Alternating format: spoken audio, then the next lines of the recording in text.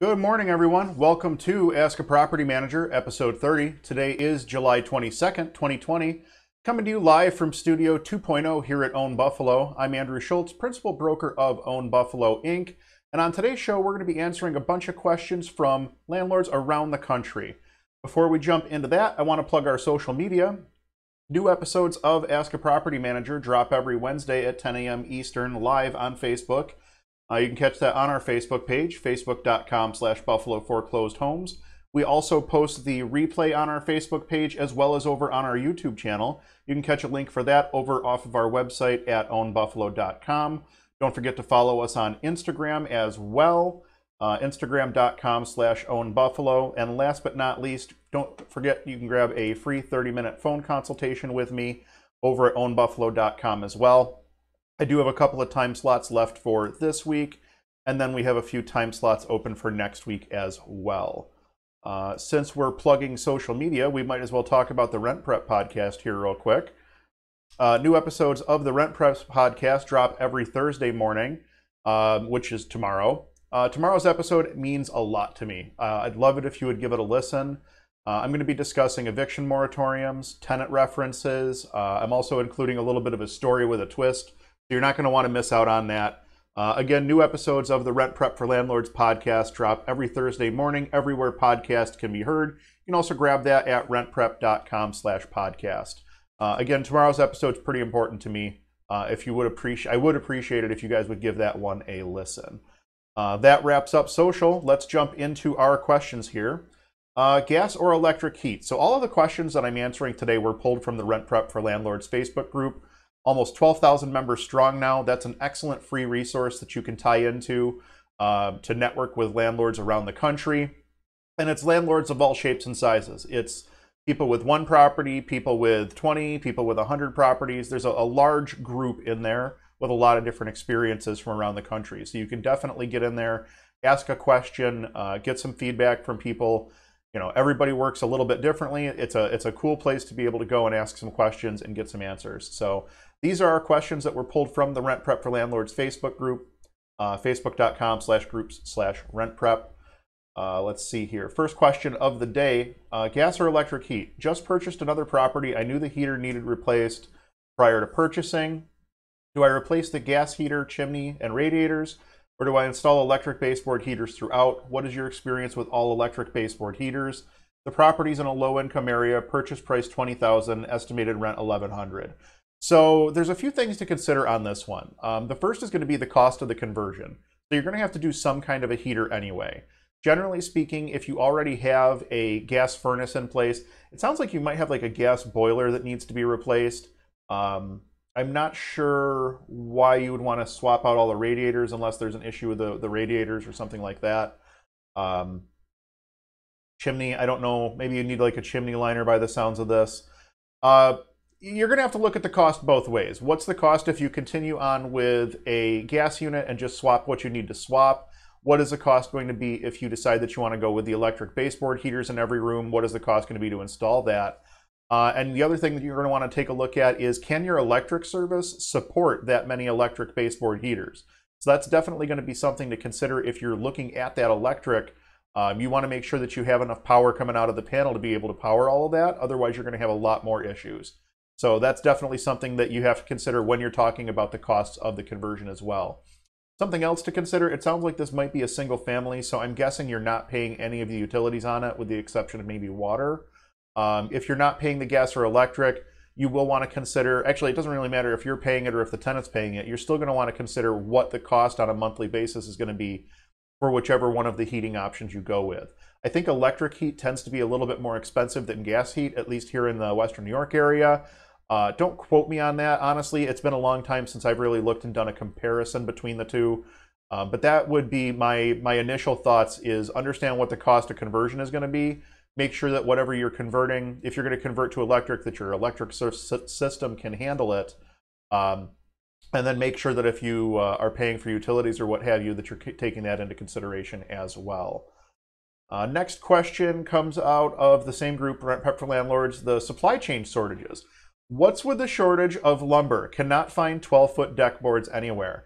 We've been experiencing this as well, and I'm starting to hear more and more about this in different groups and talking to different landlords and different contractors and things like that. Supply chain shortages are going to be a huge issue for the next several months, I think. We first experienced it with lumber. We were trying to get pressure-treated lumber and plywood for a job that we were doing, and we couldn't seem to put our hands on either one. I spoke to my roofer yesterday, and he was telling me that he's been having trouble finding plywood for decking, for roof decking. Pressure-treated lumber is an issue. And then I think it was a couple weeks ago, we had a refrigerator that quit on us in one of our apartments, and we were trying to find a replacement. It was a 20 cubic foot refrigerator. We were trying to find a replacement for it. I went through every Lowe's in the entire region. Like they pulled the inventory on anything 18 and 20 cubic foot, and everything was back ordered. Same thing at Home Depot. We tried Orville's, which is a local place, a local chain. And then finally we found I finally found one 18 cubic foot refrigerator, calling around to a ton of little local shops. I found one brand new 18 cubic foot refrigerator that I paid for over the phone and sent somebody to pick up right away. And I was talking to the clerk over the phone. She was saying that they had literally sold, like they had just gotten 18 and 20 cubic foot fridges in, and they'd already almost sold out of everything that they brought in. So there's definitely supply chain issues at play here. No doubt as a result of the coronavirus. I mean, it doesn't take a genius to figure that out. People are either, factories were either closed or are now working at like a reduced capacity. It creates a lot of supply chain issues when you can't produce things. The reason that we're starting to see it now is that we're a few months into this. So all of that back stock that had already been prepared has already been pushed out to stores and sold. So now we're dealing with trying to replenish the back stock and put stuff back on shelves. I think that we're going to have issues with supply chain for the next several months at least. So if they're in a situation where you're going to be looking for something like a replacement refrigerator, for instance, you know that you're going to want one when you turn over an apartment. Maybe it's time to start looking for that now, because it might take you some time to find it and get it delivered. So that's my thoughts on that. Pay stubs during screening. Who here asks for check stubs for proof of income, and how many? Just curious. We do it on every tenant that we screen. We look for a pay stub showing, and I'll back that up, a recent pay stub. I want to see a pay stub. Right now, I want to see a pay stub like most recent pay stub.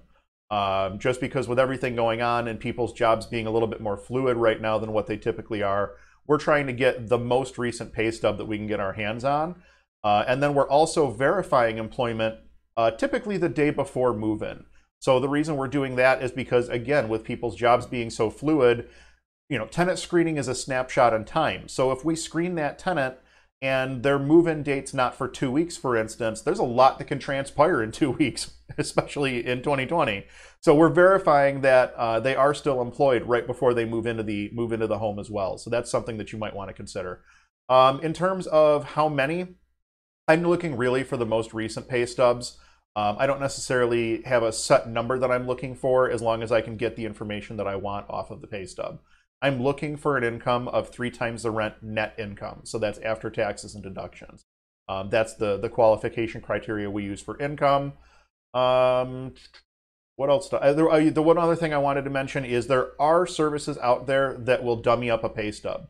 So just getting a pay stub and assuming that that's enough to verify a tenancy at this point in the game is no longer enough.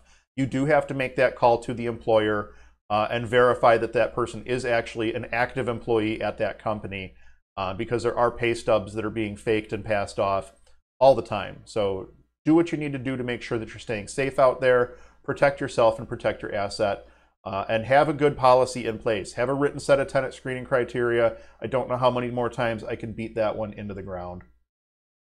Caveat emptor. I just put an offer on a single family with record-setting level of bug infestation. Every kind of roaches and probably bed bugs. A smell that actually made me want to puke, and a collapsing foundation. Scared money don't make money, get it. I love this. Some of the best deals that we have done have been the grossest houses.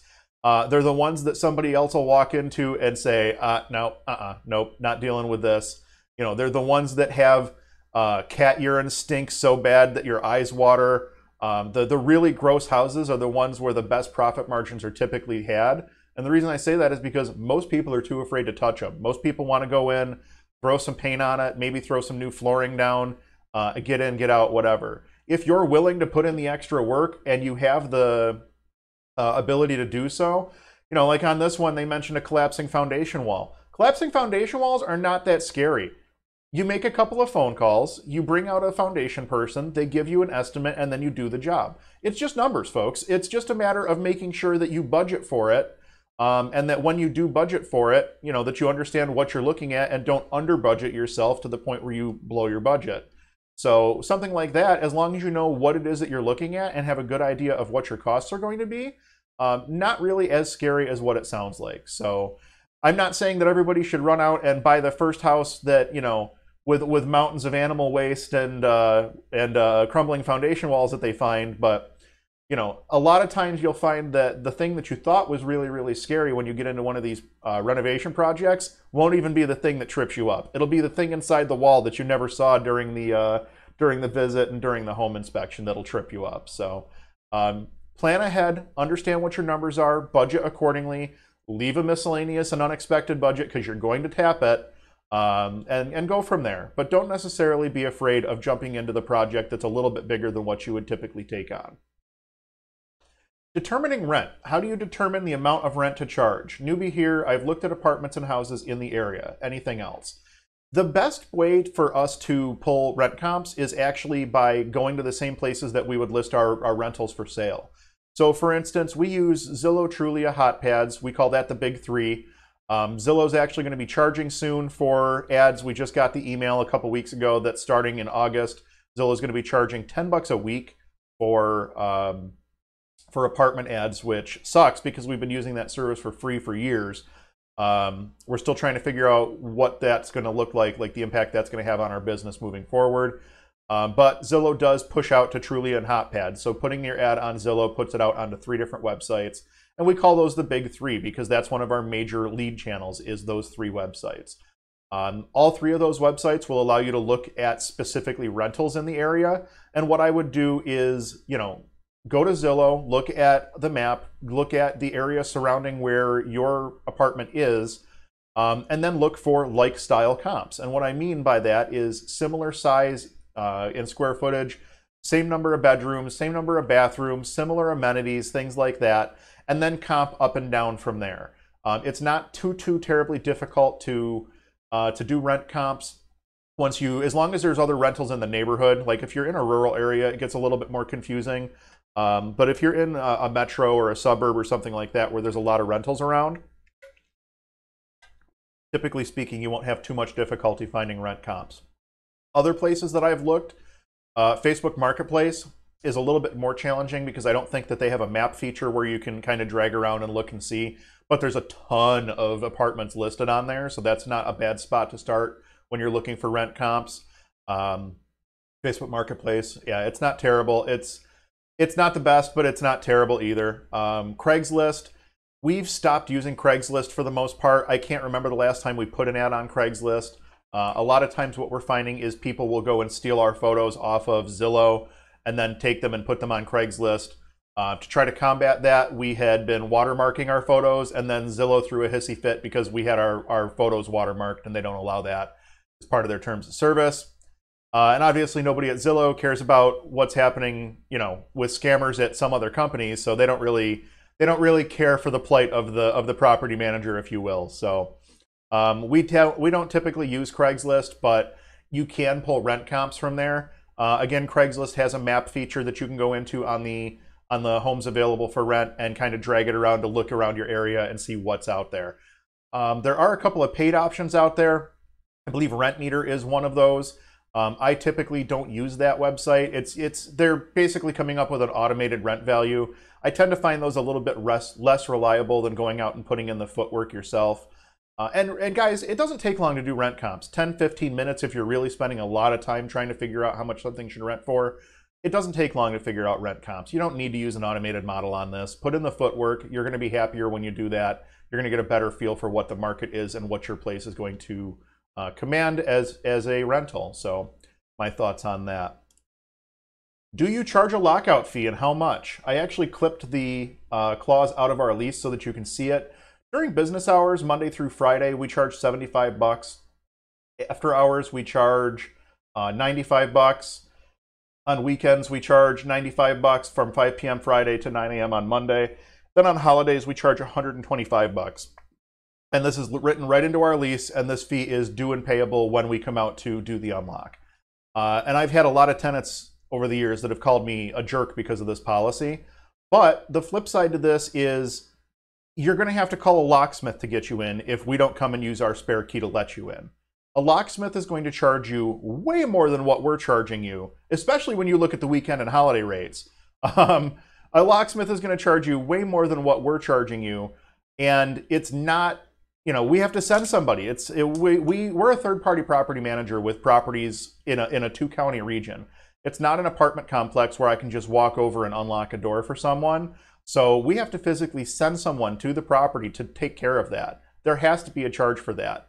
And tenants don't necessarily like it, but it does, you know, tend to lead them to making sure they don't forget their key again, if that makes sense. The other thing we do is on all of our buildings, whenever we do a turnover, we remove the ability for the tenant to lock themselves out unless they've managed to do it in an extremely unusual way. What I mean by that is we don't do locking doorknobs. We only do locking deadbolts that can be locked from the outside of the apartment. So the tenant has to physically have their key in their hand when they walk out in order to lock that door. So I suppose that, you know, if you have two tenants, one could leave and lock another tenant out or something like that. But what we have found is that by going to that deadbolt only system, number one, the number of lockouts that we've had, if we get a couple a year, it's a lot. We don't get a ton of lockout phone calls. And the other thing is, number two, by having that fee in place and charging it every single time, we find that generally speaking, a tenant will only have a lockout once, and then they'll have enough common sense to leave a copy of a key with a friend or family member, or a spare key in a vehicle, or hide a key somewhere at the property, or whatever the case may be. It helps the tenant quite a bit to understand that there's a consequence for something like that. So that pretty much wraps us up here today. I'm going to go ahead and plug our social on the way out again. New episodes of Ask a Property Manager every Wednesday at 10. New episodes of the Rent Prep for Landlords podcast every Thursday morning, anywhere podcasts can be heard. Don't forget to grab your free 30-minute phone consultation over at ownbuffalo.com. Thank you so much for watching. I love producing Ask a Property Manager, and you guys can help us to improve. Drop a question in the comments either on Facebook or YouTube, and your question may be answered in an upcoming episode. If you enjoyed this content, or if we brought some value to your day, please do me a favor and hit that thumbs up button. YouTube and Facebook both push videos based on community feedback, and every like, comment, subscribe, and share helps us to grow and reach more people. Next week's episode will be on July 29th, next Wednesday at 10 a.m. Eastern. We'll be back with another show that you won't want to miss. Thank you all so much for watching. We'll see you next week.